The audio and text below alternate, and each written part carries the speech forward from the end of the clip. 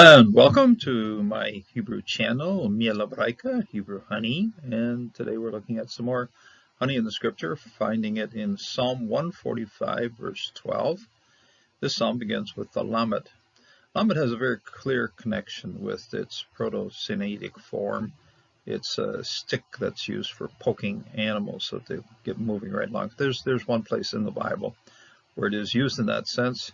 But also it's used quite often in a sense of teaching someone. You teach them by poking them. Not a method I would recommend, but yeah, lamed. And so lamadim, those who are teaching, talmudim, those who come under teaching, Talmud, the teaching. So some of these words are all kind of connected here. And Psalm 145, verse 12. Now, there's only really one or two. One is what I call syntactic use of lamed, and that's as a prefixed pronoun. And so it does have a lot of use that way. In front of, it can be possessive for person, or it can be purpose for carrying something out, often in front of the infinitives. And so it does have a great use in that way. The lamed is one of the prepositions that's attached to the front of whatever word it's modifying. So to me, that is a syntactic syntactic use. Okay, so lamed does have a syntactic use. So on to the study. Le ho yedia לבני האדם גיבורותיו וכבוד הדר מלכותו.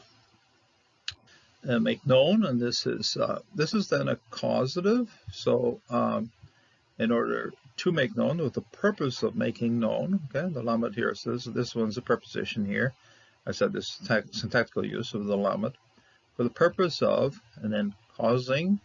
The hey, causative hey right here, behifo, starting, and when you start, like I said, in front of a verb, that's going to be an infinitive in order to cause to know, okay, and then this particular root here is based on the dalet ayin, and that's a very well-known root of yada, to know something, so yada, yod dalet ayin is the root right here. Now the yod's been assimilated. It's placed. We see the holum right here, and then that's causative. It has been in order to make known. Lebanei, to the sons. Lebanei. No dagish here, so we're going to pronounce it ve. Lebanei. Leave-nei. Yeah, that's a close syllable right here. So we don't have to pronounce this particular shava. Leave-nei. Adam. A whole set of comments right here. All of them are Adam. This last one doesn't have an accent, but I'm still going to pronounce it with an A. Adam. Le Giborot Tav, for the strength, his powers.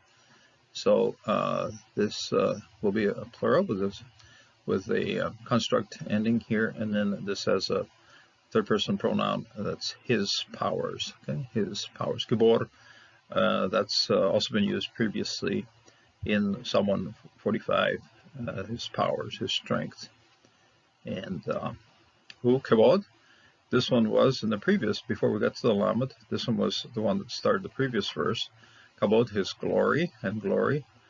Hadar, and that's majesty. This is also one of the preceding. Both of these words have been reused. They've been used before to form the acrostic, and here we see them again. And also here, this one's even going to get a lot of mileage as well. We've seen this in the previous verse as well. Malkuto, his kingdom, Malkuto. So I really don't have to repeat all of what was said about this. This is based on Melech, of course, and Melech is king. When you take a king and you make add a suriktau, that becomes a kingdom, his kingship of him, his possessive pronoun at the end here. Now the form of the lamed is right here. This one, the only one of all the letters in this well, in the way the letters are written now, it's the only one that has a portion of the letter going outside the box to the top. And usually in the way things are printed and written out right now, about 2/3 of the letters inside the box, 1/3 of the letter goes out of the box to the top. Has a little bit of a tilde on the top. There's a little bit of flag on the top of it, and that's what we have here. This is the way the letter is written now. This is the way it was written in the Dead Sea Scrolls, Isaiah scroll, and dating about 153 years before Christ. And the Lamed. The Lamed is one of the, in written texts, the scribes loved, when there was space for it, they loved extending the top of that letter way up, okay? Sort of like reaching to God with that letter. Up it went, you know. Like here, you see it's about 3 times, this top is 3 times the length of this bottom part, which will be inside the box, and then the rest of it was way up there. And they got a little bit of a hook on the end here, like you're hanging it onto the line, or hanging onto God with this Lamed. Okay? So Lamed, and in pre-exilic, what would be seals, and what would be inscriptions, and what would be things that found scratched on walls, or found scratched on ostraca, on potsherds, and so forth. This was the form. It was down like this, had a bit of a hook on the end, and it was it's apparently a goad. A goad is a sharpened stick or a curved stick to poke animals so that they get going, so that they would be moving along. Okay, so it's an animal goad. It's a poking stick that shepherds would use on larger. A little hard to use on sheep because of the coat that protects them from the pokes. But with larger animals, yes, you can poke them along with a goad, with a stick that has a point on it to move them right along. And this goes all the way back to Proto-Sinaitic, and this is very much the earliest form of the letter, and it still had that form. The shepherd would hold this in and use that in to poke the animal along. Now, I've looked up a passage. This is the only one actually in the scripture where the Lamed, you get right in here, lamad. It's the only place in the scripture where you have that sense of goad. You got lamad habakar, okay, habakar of a ox. Okay, so this is the goad of an ox. Bakar is a large animal. Small animals are zon, large animals are bakar. So, and pronounced always milra. So if you pronounce it Miel, then you're going into the morning boker, whereas milra, it will be a larger animals, cattle. So Judges 3:31, Ve'acharav haya Shamgar ben Anath, and after that there was Shamgar, one of the judges. This I think is the last verse of the whole of this chapter 3 of Judges. Those are the shorter descriptions of Judges.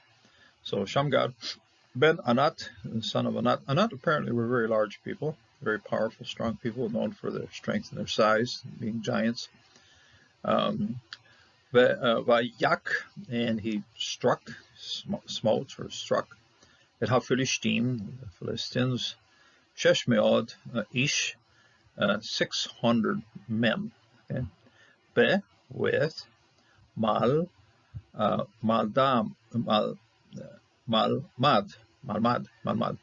The root here, the mem turns this word into a noun, and then you got lamad, which is the stick, the poking stick, like this thing right here. He used the poking stick, habakar, of a cattle poking stick, ox, the larger animal here, habakar. Yosha, this is saved. This is the same roots used for Yehoshua, to save somebody, Hosea, to save, and he saved then.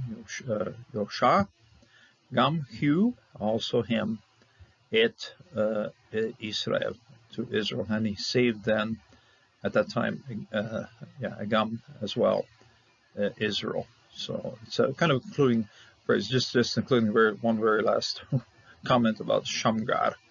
And it's notable because it's just about the only.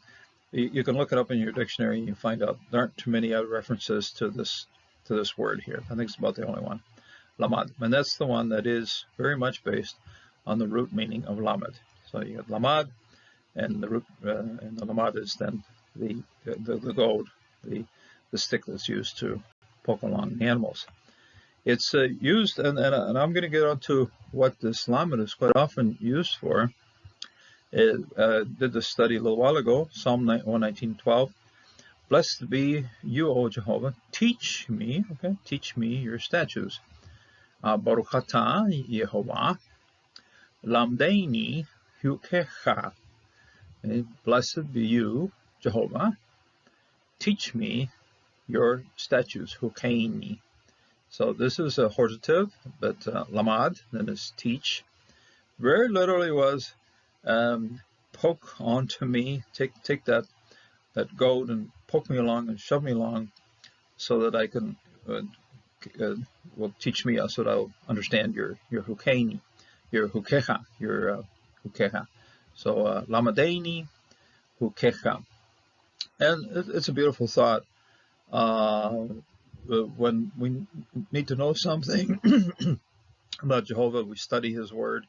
Psalm 119, of course, is an enormous acrostic based on how God teaches us through His law, and how it's we learn from Him. If we want something significant to learn about our lives, how we must live it, how we must do things, how we must treat our neighbor, how we must honor God, we turn to Him for that teaching. This is a petition then to Jehovah. Please teach me how to do these things. And it's a terrific teaching that if we want to know something about how to run our lives, how to be faithful to the Lord, turn to His Word, and then He must teach us. Sometimes that requires poking us along, hopefully not physically, but certainly in teaching and encouraging. There's a strong sense of that there are times when certainly the Lord must give us, poke us along in some way, shape, and form, so that we will learn of His statutes, so we learn what He wants from us. So be prepared to receive that teaching, and to open your heart to it, and know that the Lord wants the best for us, and He's willing to teach us what's worth knowing. So may God bless, may God strengthen you in this day, may He teach you something new even in this day. Until next time.